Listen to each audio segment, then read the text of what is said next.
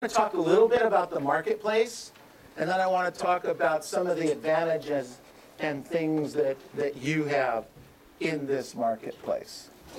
So think of the whole market. If you want, draw a circle on your page and think of it in terms of that's the marketplace. When I talk about the marketplace, I'm talking about the total number of transactions, closed transactions, in a particular area, in a particular time period.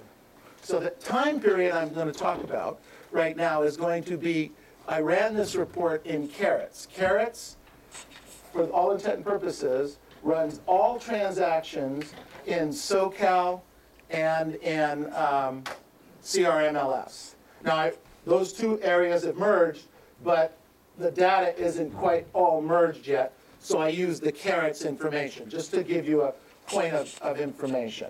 In January, write this down. In January, there were 16,000 closed transactions in Carrots. 16,000 closed transactions. Yes, true. 16,000 closed transactions. So what I wanted to compare it to, what I'm interested in, what's important to me and hopefully is important to you, is how that compares to last year's numbers in January. Because it's not enough to be doing well. We have to judge ourselves against the marketplace. If we're doing really well and the marketplace is doing better, then are we really doing well? You get what I'm saying? Okay? So that's what we've got to really analyze. And we need to analyze it, you individually and us as a company, and take a look at those numbers every single month. It's not enough just to do better this month over, just say January over January, this January over January last year. It's not just enough. We have to compare it and see where the marketplace was. So let me tell you, the marketplace was basically flat, right down flat. The exact number was in January 13, there were 16,092 closed transactions. And in January of last year, there were 16,036. I count that as flat. Everybody with me?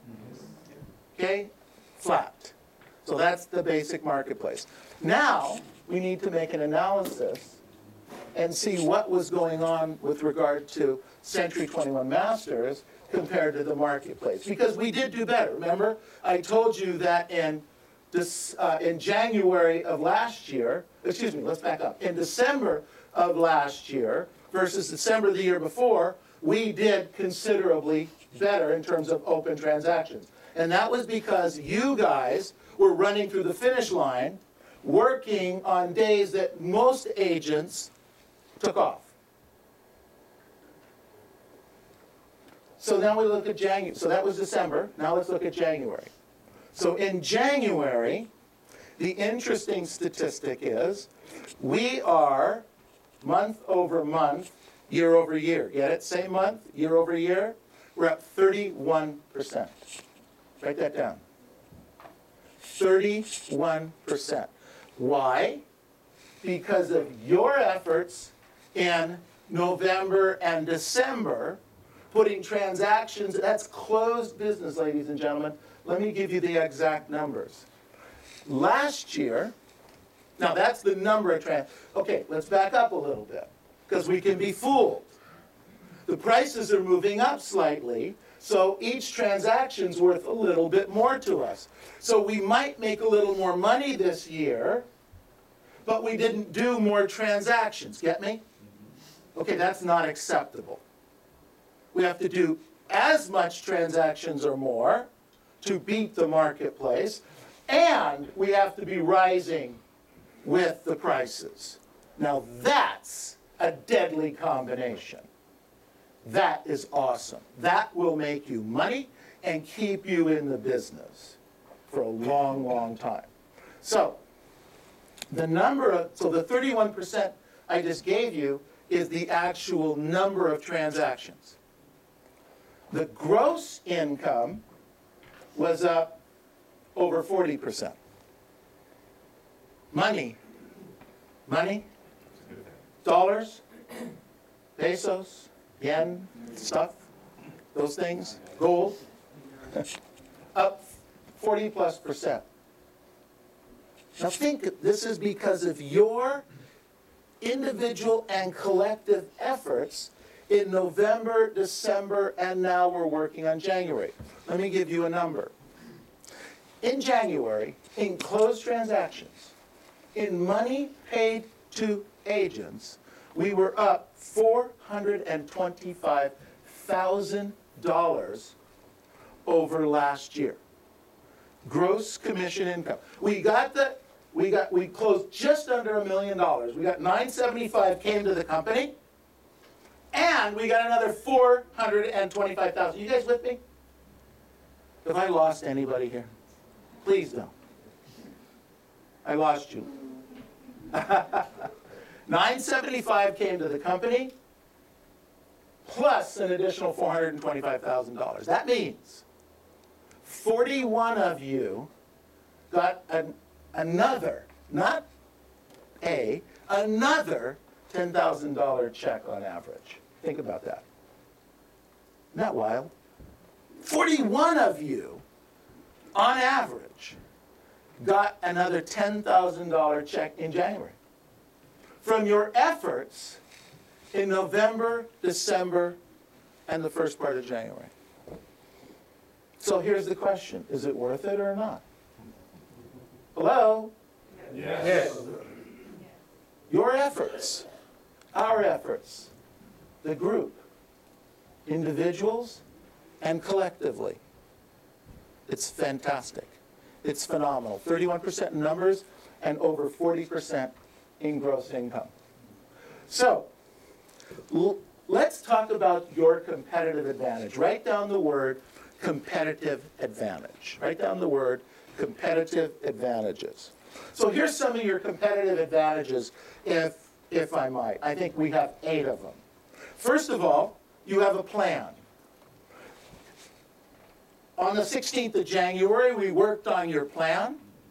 Hopefully, you've all turned your plan into your coaches, right? Say yes. Yes. Okay, some of you are not telling exactly the truth. Okay, your noses are getting a little long. But by the end of this week, get that done. All right? So you have a plan, number 1. Number 2, you know the activities needed to work the plan. That's a strategic advantage. It's a competitive advantage. Let me tell you something.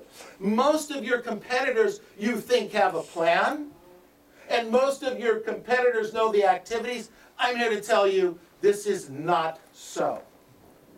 You have already an advantage in those 2 areas. But only if you did the work to lay it out in front of you. I wrote down the 3rd thing. You have a schedule of what to do and when to do it. And we had a great class in here. We had one here on Tuesday and one on Thursday on working on your scheduling. I hope that was a little bit helpful. If you need some more help, check with your coaches on that. But now you have a plan, you have your activities, and you have a schedule. I wrote down here number 4. In that, we know what to say and how to say it because we practice our scripts and work on our scripts and dialogues all the time. And now I'm telling you, you think everybody's doing this, but they're not. They're really not. There's 4 things that you have competitive advantage over your other peers in the real estate business. Number 5, you preview properties so you know the market. Now, I'm assuming you preview the properties, okay? Because no professional real estate agent would not preview property, know what's on the market so that they could do a listing presentation at a high level, or so that when they talk to a buyer, they could tell the buyer about all the properties that are there. So now, let me ask you a question. Most agents, your competitors, your peers, do they preview property or not? Most don't, right? So when you preview property, that gives you what? A competitive advantage over your peers. You've got to do it. It makes no sense. Number 6, You look for leads every day and follow up daily to set appointments. You look for leads every single day. 5, 5, 10. Preview 5 houses, door knock 5 around it. Preview 5 expireds, door knock, did I say 5? I meant 10 around it. God forbid. 5, 5, 10.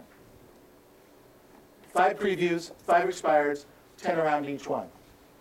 That's previewing property. That's generating leads. Remember, prospecting is lead generating. Follow-up is appointment setting. So get that straight. Number 7, one of your competitive advantages is you have a positive environment.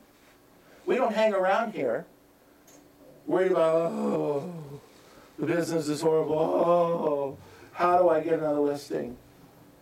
Oh, I'm never going to get another listing as long as I live. We don't do that around here. If you can't get a listing, we work on your skills. If you can't find another listing, we work on old expires.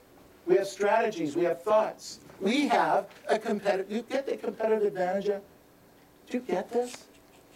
And then I wrote down here, you are around people who have done it and are doing it. You are around a lot of people who have done it and are doing it. So I wrote down a question here. How many negative people do you know that are top producers in this sales business? Think about it. How many negative people do you know that are top producers in the sales business? I personally can't think of any. Then I wrote down here, a common misconception is that they're happy now because they're top producers. They're happy because they're top producers. Okay? They're happy because they're top producers. This is not so. I wrote down here, most are happy and grateful. Most had a happy and grateful disposition before they became top producers. I'm going somewhere with this, so stay with me. According to a Harvard study, and Matt Ferry alluded to this, which really piqued my curiosity at the one-on-one retreat when he talked about this, where happy people earn more money. I said, whoa, whoa, I got to learn about that. So I'm all over the internet. I was all over the internet. I got caught by Mike. You know, Matt's up there typing, and I'm on my cell phone trying to find out about this Harvard study, you know, because that really, talk about, hey, let's get a little competitive advantage here. Let's do something. We got these 8, maybe there's more, and we could take them. We could work with them. Conventional wisdom says that if we work hard, we'll be more successful. And if we're more successful, then we'll be happy, right? Yes. If we're more successful, we'll be happy. That's conventional wisdom. But the recent discoveries in the field of positive psychology have shown the formula is actually backwards. Hear what they say. Happiness fuels success, not the other way around. Write that down. Happiness fuels success, not the other way around. Happiness fuels success. We've trained our brain to think along the lines, I'll be happy as soon as I make more money. As soon as I lose my weight. As soon as I meet the right girl or guy. Well, you know. I'll be happy as soon as I make Centurion. I'll be happy as soon as I make $500,000. I'll be happy as soon as I buy my second rental. Do you get where I'm going with this? This is wrong thinking. I wrote down here, or this is from the study. I wrote it, but they told me. If someone is consistently scanning the world for negatives, then they will have no energy left over for looking for positive. We all know people that cannot see a positive all they can see is a negative. The glass is never half full, it's half what? It's always that way. Excuse me. If I don't put the air on, I'm going to sweat up here.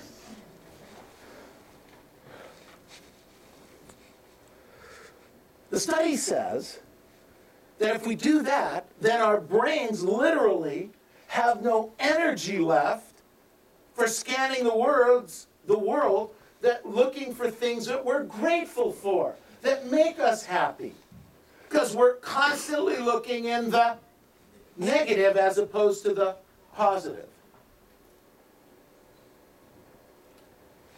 Whenever something happens, why don't you ask the question, what did I learn here? What's the lesson here? What's the good that came from this? No matter how bad it is. You know, I think that's been my mindset pretty much my whole life. And as I was reading this, I started to get it. Because no matter what happens to me, I say this is also good.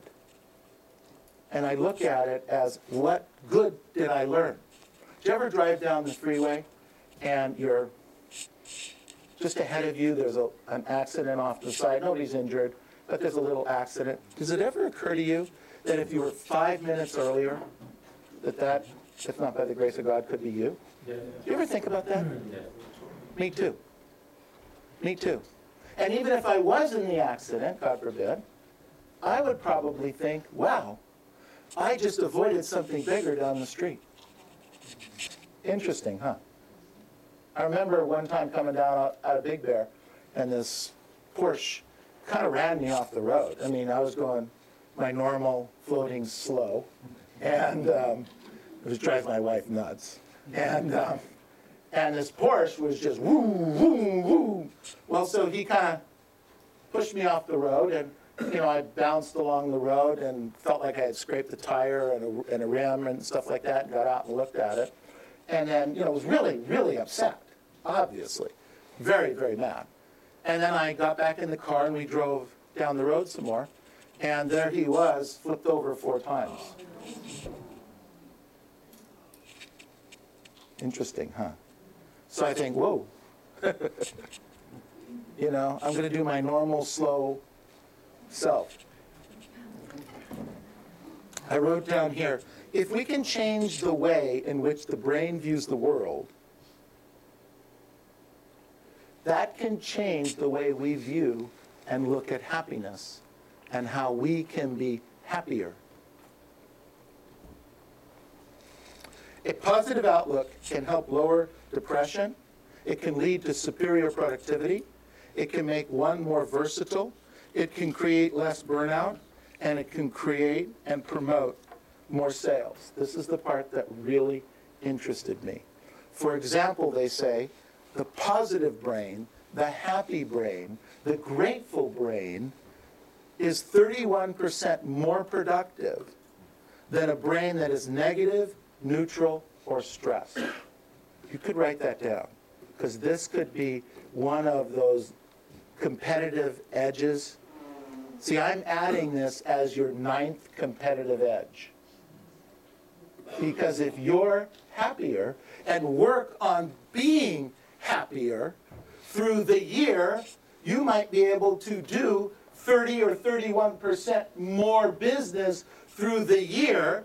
And would that bother anyone? If you normally do 30 transactions, you know, 30% more is what? 9? 9 more deals. 9 more deals at $10,000 a deal is $90,000. Hello? Hello? Even if I'm half wrong. Hello? You get those numbers. Whoa. And then, you know, 9 more transactions means you have past client sphere that come from those, and those transactions beget other transactions, and then we grow. And that's what this whole thing is about. It's about growing. In order to create positive long-term change, the author of this article advocated William James's theory. Now, William James was a psychologist that said if you do anything for 21 days repetitively, you guys have heard this before, then you'll make it a habit. okay? So let's think in terms of that. So write down 21 days. Someone does a task for 21 days, it becomes a life habit, and it becomes second nature. That's what William James said. That's the basis of his whole writing. So this article gave us 5 ways to improve your happiness quotient, and you to do those on a daily basis for 21 days in a row. So anybody with me on this? Yes. Anybody want to try to get 31% more transactions over the next 12 to 18 months? Yes. Okay, so we'll go forward, because I got some other stuff if you'd rather. So write these 3, so here's number 1. Write 3 things that you are grateful for. Every day. Every single day. Write down 3 things that you're grateful for. They must be new things, and they must have occurred in the last 24 hours. So starting today, starting now, from 10 o'clock this morning till 10 o'clock tomorrow morning, write down 3 things in some kind of a journal, some kind of a book that you're going to keep, because you're going to want to go back to this. 3 things that you're grateful for. 3 things that make you happy. 3 things that put a smile on your face. It said simply saying you're thankful for your health is not sufficient. That's not sufficient. It's too general. It said you need to go deeper. Why are you thankful for your health? I got one I need to work on today. I learned this about 17 years ago, pretty much now. Here's what I'd like you to do. You want something to be grateful for? This afternoon, take tape. In fact, I have some over here. And tape your thumb to your hand. Just tape your thumb to your hand so you can't use your thumb. Everybody with me? And then go through the day without your thumb. Try to pick up this bottle. Okay? Now, I got both thumbs taped. How do I take the cap off? How do I take the cap off? I guess, well, this one's loose. So I guess I could cut my hand, and I could do this, and I could drink it. And then I could do this.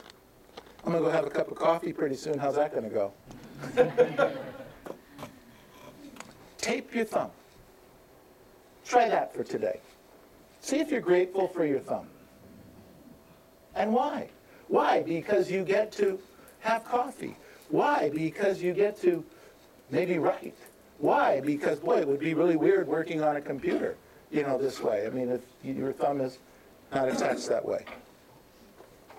So write down, go deeper. Once you've done this for some days, it said, the article said, and once you've done it for some days in a row, you can scroll through the list, and when you're confronted by a negative email or maybe some problem, a transaction falls out of escrow, you can go back to this list and it'll remind you of all the things that you're happy about and that you're grateful about and that put a smile on your face. That makes sense? Yes. Number 2, they said to journal every day.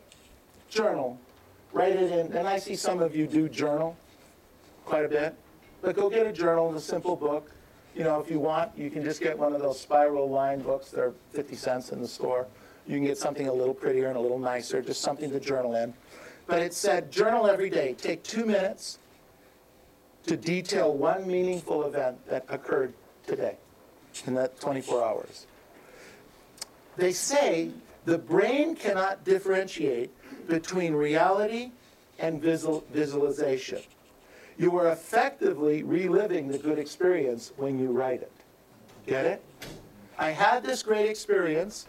This great thing happened to me. I worked with this person. This was really great. And then I go rewrite it in as much detail as I can, and I'm reliving it. So now it's happened to me twice today. Get it? See it? Fascinating stuff. Point number 3. Exercise. You thought I was going to say prospect. Write down exercise. This works But this works, it's weird, because I thought it worked, when you exercise, you throw off these endorphins, and any of you that run, you know that you hate the first 10 minutes, and then after that, the endorphins kick in, and you can go for miles, right? Or anyway, some distance, a couple blocks. Okay, so that's what I thought this was referring to when I saw this. And no, it's this works not because of the endorphins being released in the brain. It works because you're successful at the activity. You said you wanted to run for 10 minutes, and you ran for 10 minutes, thereby creating a what? A success. You said you wanted to lift 20 pounds 10 times. You did it. That creates a success. Fascinating. And therefore, exercise is one of the easiest things for us to set a goal for and to accomplish on a regular basis, thereby creating the accomplishing and the success combination. Get it? Fascinating thought. So exercise every single day.